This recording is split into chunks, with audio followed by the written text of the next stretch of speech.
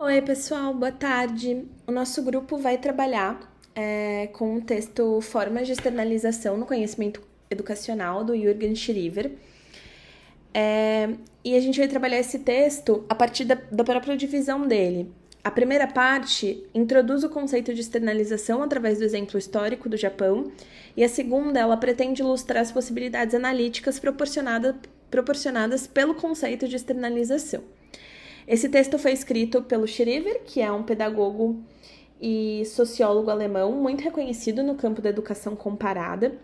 Ele foi professor na Universidade Humboldt de Berlim e ele é muito conhecido pela sua teoria de globalização e diferenciação, que pretende explorar como os fenômenos globais influenciam nos contextos locais, ao mesmo tempo em que são reinterpretados por esses contextos. O seu trabalho examina como as reformas e as práticas educacionais se adaptam aos padrões globais, mantendo características culturais próprias.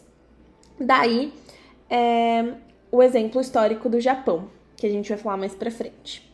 Bom, esse texto ele inicia com a seguinte frase, né, que eu inclusive coloquei nesse slide. A chave para uma análise da construção teórica educacional reside nas formas de externalização que são utilizadas nessa teoria. E o objetivo do ensaio é justamente desenvolver esse argumento. Bom, na primeira parte do texto, como eu disse, a gente vai trabalhar esse caso histórico, né? E esse caso histórico é dividido em alguns pontos. O primeiro que eu vou abordar é a difusão, que ele coloca como a disseminação global da ideologia educacional. O caso do Arenori Mori é um exemplo central do processo de externalização dos modelos educacionais e da modernização do Japão durante a Era Meiji. O Mori foi um diplomata e reformador educacional japonês que, no final do século XIX, esteve muito envolvido na transformação do sistema educacional japonês.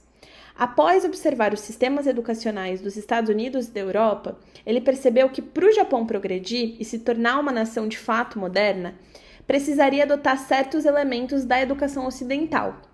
Mas ele compreendeu também, e aí a grande sacada, que simplesmente copiar esses modelos não seria suficiente, não seria de fato eficaz. Ele então defendeu uma abordagem seletiva, onde as práticas e os conceitos educacionais estrangeiros fossem adaptados ao contexto cultural e social do Japão. Ele então foi responsável por introduzir conceitos como a centralização do sistema educacional e educação como ferramenta para o fortalecimento do Estado. Princípios esses que tinham raízes nos modelos ocidentais. Contudo, a forma como esses conceitos foram aplicados foi cuidadosamente moldada para preservar os valores tradicionais japoneses, como a obediência, a autoridade, o respeito pela hierarquia social, enfim. Esse processo de adaptação seletiva, onde o Japão incorporava aspectos ocidentais, mas não abria mão de suas próprias tradições, ilustra o conceito de externalização proposto por Schriver. Esse conceito, seguindo esse conceito, países como o Japão durante a Era Meiji não absorvem passivamente os modelos estrangeiros. Eles, na verdade, reinterpretam e transformam esses modelos para atender às suas necessidades internas. No caso de Mori, ele escolheu os elementos que julgava essenciais para o progresso do Japão, mas os implementou de uma maneira que se alinhava com os valores e a identidade do próprio país. Portanto, esse caso ele não exemplifica apenas a complexidade da externalização no campo educacional, mas demonstra como a modernização pode seguir múltiplos caminhos, com diferentes países optando por diversas maneiras e diversas soluções que preservem as suas características socioculturais enquanto se abrem a essa influência internacional. Aí, no final dessa primeira parte, que aborda sobre a difusão, o autor vai dizer que o caso de Mori exemplifica a natureza tripla dos processos de transmissão e difusão transnacional. O primeiro processo dessa natureza tripla é a transmissão de uma ideologia da educação e do desenvolvimento particularmente moderno.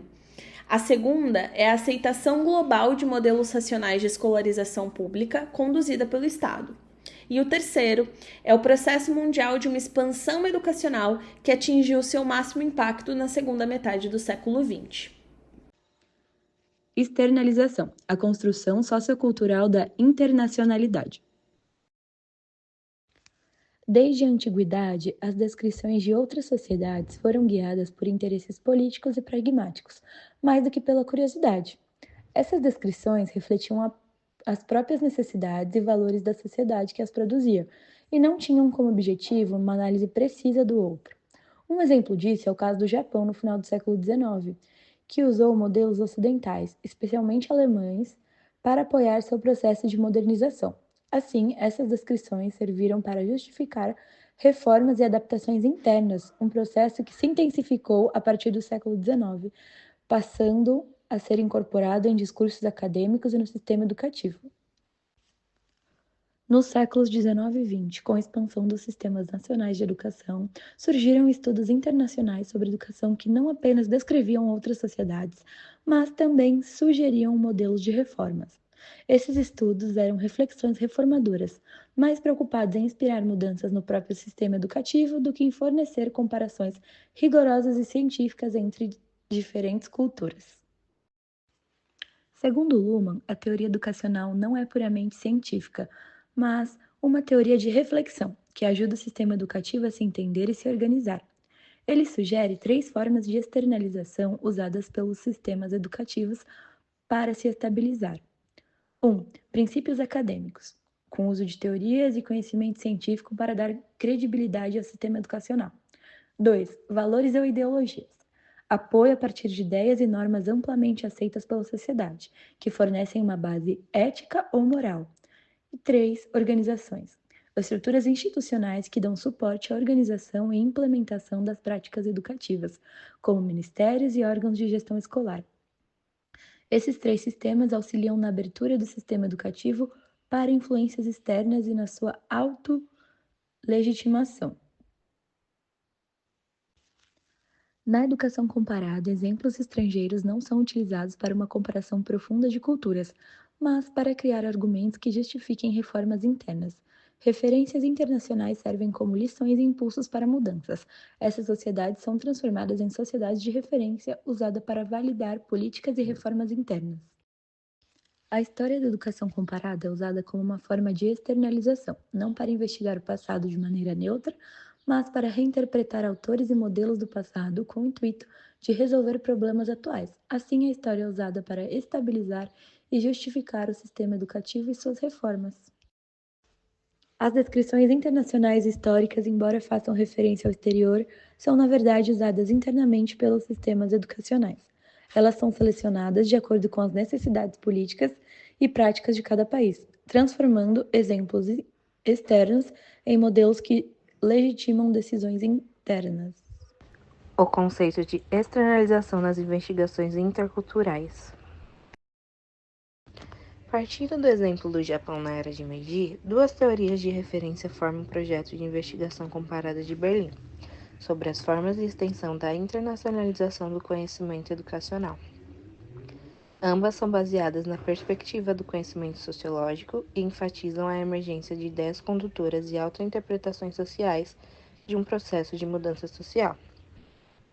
Uma delas é argumentada numa perspectiva do conhecimento sociológico e cultural das teorias do Sistema Mundial de John Mayer e Francisco Ramírez.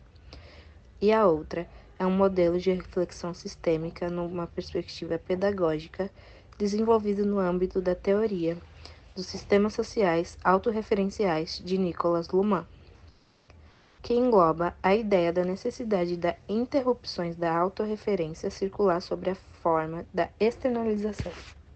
Teorias têm fenômenos diferentes, como, por exemplo, as diferenças conceituais de perspectivas, como a diferença entre internacionalização e internacionalidade. Existem entre elas diferenças de foco, implicações e perspectivas. 2. A concepção neo-institucionalista desenvolvida em Stanford defende a existência de uma ordem política cultural padronizada. Essa abordagem relaciona as ideias do Estado Nacional moderno e do progresso socioeconômico a modelos globais de educação e desenvolvimento. 3. O modelo de Stanford enfatiza que uma ciência da educação racionalizada atua como intermédio crucial na difusão de ideias e modelos políticos. Já a perspectiva de Luhmann aborda o desenvolvimento de teorias educacionais como reflexões sistêmicas que estão ligadas às condições de contexto, tradições de pensamentos, problemas específicos e valores dos sistemas de referência. 4. A perspectiva mundial considera a estrutura internacional dos Estados como um sistema de estratificação mundial integrado, que sugere a disponibilidade de modelos estandardizados que influenciam práticas e políticas educacionais. Diferente disso, o teorema da reflexão sistêmica autorreferenciada reconhece que os discursos educacionais não estão completamente isolados das estruturas dos sistemas internacionais.